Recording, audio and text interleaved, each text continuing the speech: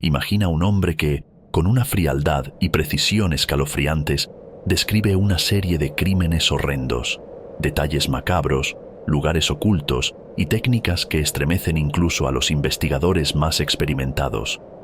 Ese hombre es Thomas Quick.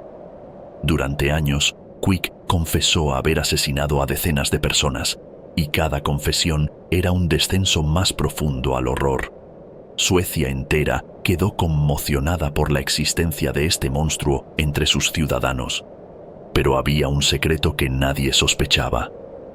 Quick jamás cometió esos crímenes. Todo fue una farsa, una construcción meticulosa que alimentaba su propia necesidad de atención y el morbo de una sociedad que ansiaba atrapar a un culpable. ¿Cómo logró engañar al mundo y convertirse en el peor asesino en serie sin haber tocado a una sola víctima? Este es el caso de un asesino que en realidad no mató a nadie y de un sistema que fue llevado al límite por sus propias fallas y ambiciones. Bienvenido a un nuevo video de tu canal Sombras de lo Insólito. Si eres amante de lo paranormal, los crímenes más escalofriantes y todo aquello que desafía la lógica y la realidad, este es tu lugar. Cada semana te llevaremos a través de relatos que te pondrán los pelos de punta. Historias de sucesos inexplicables y casos reales que desafían la imaginación. Así que, si estás listo para enfrentar lo desconocido y explorar los secretos más oscuros de nuestro mundo, suscríbete ahora y activa las notificaciones para no perderte ni un solo detalle. Únete a nosotros en este viaje aterrador y emocionante. Empecemos. Thomas Quick, nacido como Sture Bergwall, creció en un entorno marcado por el aislamiento y el trauma. Desde temprana edad, experimentó abusos y violencia en su hogar, una situación que lo llevó a desarrollar una personalidad introvertida y una visión distorsionada del mundo. En su niñez, Quick se sentía invisible, anhelaba atención y buscaba desesperadamente una forma de escapar del dolor que lo rodeaba. La figura de su padre, a menudo descrita como autoritaria y distante, sembró en él una sensación constante de temor y rechazo. Durante su adolescencia, Quick comenzó a desarrollar conductas perturbadoras. Se alejaba de sus compañeros y pasaba gran parte del tiempo solo, inmerso en fantasías que lo alejaban de la cruda realidad. Sus pensamientos oscilaban entre la autocompasión y la rabia contenida. En esta etapa, también experimentó una creciente atracción por el morbo y lo macabro, intereses que luego alimentarían sus futuras mentiras. Quick recurrió a las drogas para intentar calmar su tormento interno. Al mismo tiempo, comenzó a experimentar con pequeños actos de delincuencia, pero nunca de la magnitud de los crímenes que más tarde confesaría. La combinación de abusos, soledad y la falta de una identidad clara lo impulsaron hacia una espiral de autodestrucción, creando así la base de la figura siniestra que más tarde inventaría para sí mismo. Esta infancia plagada de dolor y rechazo se convirtió en el caldo de cultivo de su necesidad de ser alguien, aunque fuese a través de las sombras de un asesino inexistente. Thomas Quick, cuyo verdadero nombre es Sture Bergwall, comenzó a confesar sus supuestos crímenes durante su internación en el hospital psiquiátrico de Sæter. Estaba allí por abuso de drogas y por un historial de problemas mentales. Un día, en una de sus sesiones de terapia, Quick afirmó haber asesinado a un joven llamado Johan, que había desaparecido en los años 70. Su relato era perturbador. Describía cómo había atacado al muchacho, lo había llevado a un bosque y lo había desmembrado con una frialdad que estremeció a sus terapeutas. Quick se convirtió en un verdadero narrador de horrores, agregando detalles espeluznantes sobre cada aspecto del supuesto crimen. Mencionó detalles como el tipo de cuchillo que utilizó, cómo escondió los restos en un lugar donde nadie los encontraría, y el placer que decía haber sentido al quitarle la vida a su víctima. La policía, impresionada por su nivel de precisión, comenzó a conectar sus confesiones con desapariciones no resueltas en Suecia. Sin embargo, algo no encajaba. No había evidencias físicas que respaldaran sus relatos. No encontraron restos, ni pruebas de ADN, ni testimonios que verificaran sus declaraciones. Aún así, sus confesiones continuaron y cada vez parecían más convincentes. Era como si, con cada palabra, el propio Quick quisiera convencerse a sí mismo de que realmente era ese asesino frío y calculador que describía. Thomas Quick era mucho más que un paciente psiquiátrico. Era un maestro del engaño. Detrás de sus confesiones había una necesidad insaciable de atención y reconocimiento. Durante sus sesiones de terapia, comenzó a tejer una historia de traumas de infancia que alimentaban su supuesta sed de sangre. Narraba episodios de abuso familiar y describía un vacío emocional que, según él, solo se llenaba al matar. Estos relatos, aunque inquietantes, parecían casi diseñados para impresionar a sus terapeutas y a los investigadores. Para construir sus historias, Quick se documentaba meticulosamente.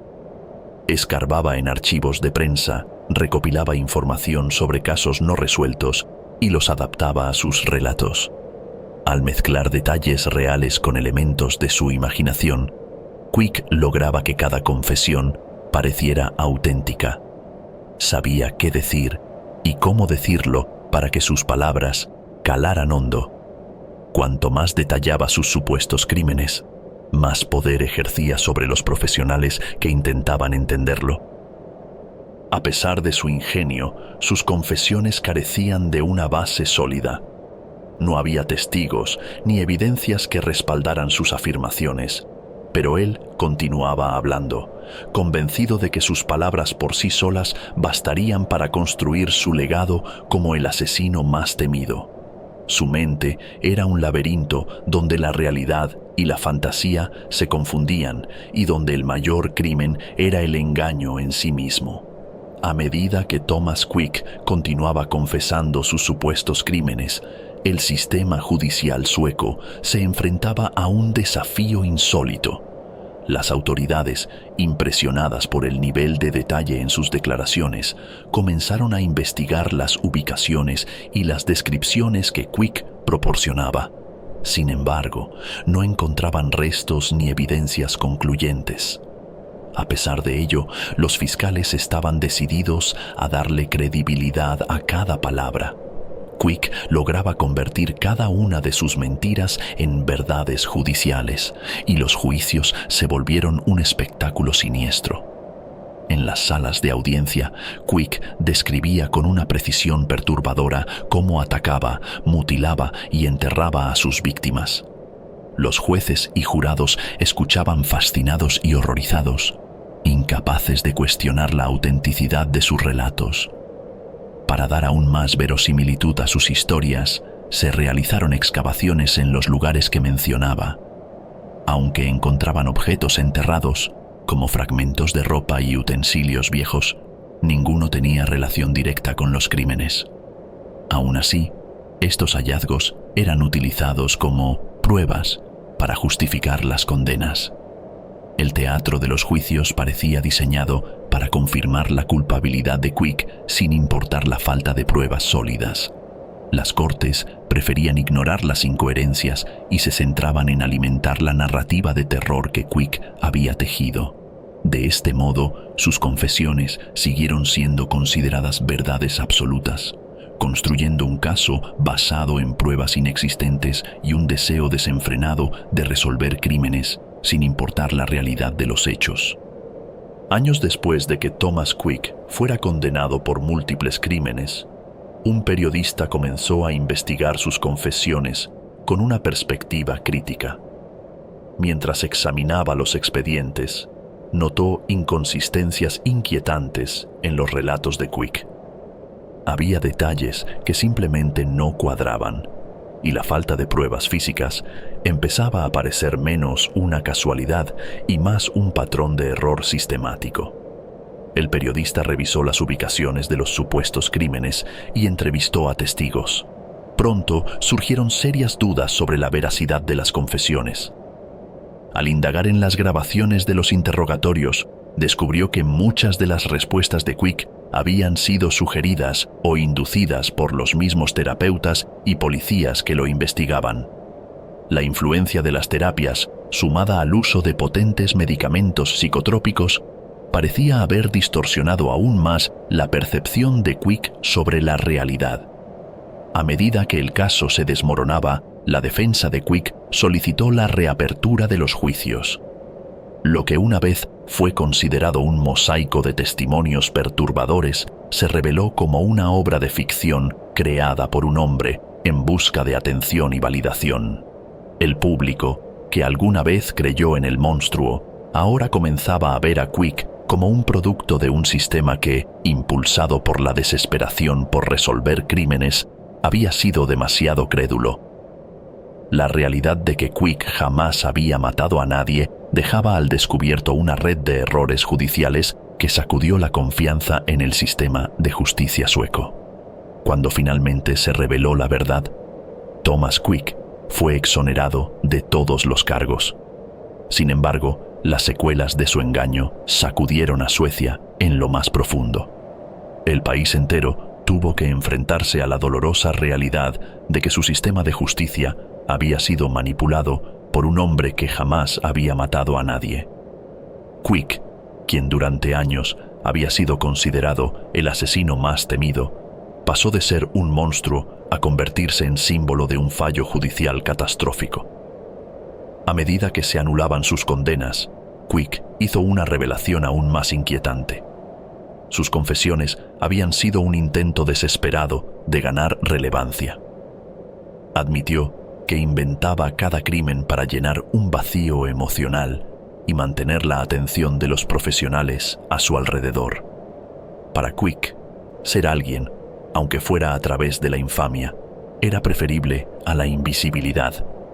En su mente, había logrado crear una identidad poderosa, incluso si esto significaba mentir sobre actos horrendos. Las implicaciones de su caso fueron profundas.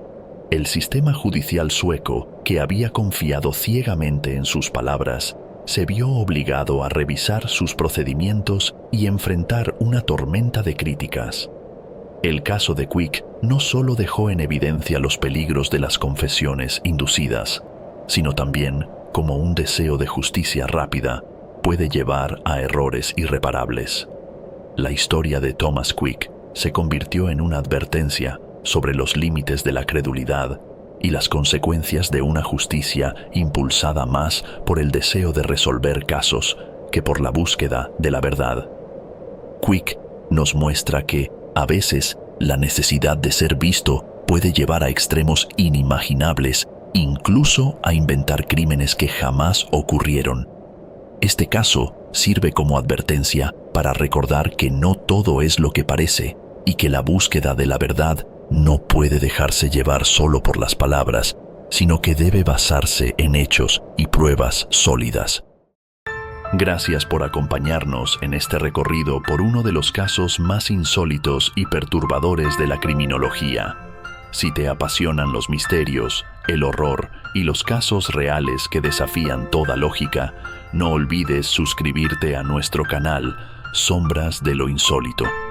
Aquí continuaremos explorando las historias más oscuras que han estremecido al mundo, desentrañando los secretos que se ocultan en las sombras. Dale like a este video y activa la campanita para no perderte nuestros próximos episodios. Recuerda, siempre hay más de lo que los ojos pueden ver, y juntos descubriremos lo que se esconde en la penumbra.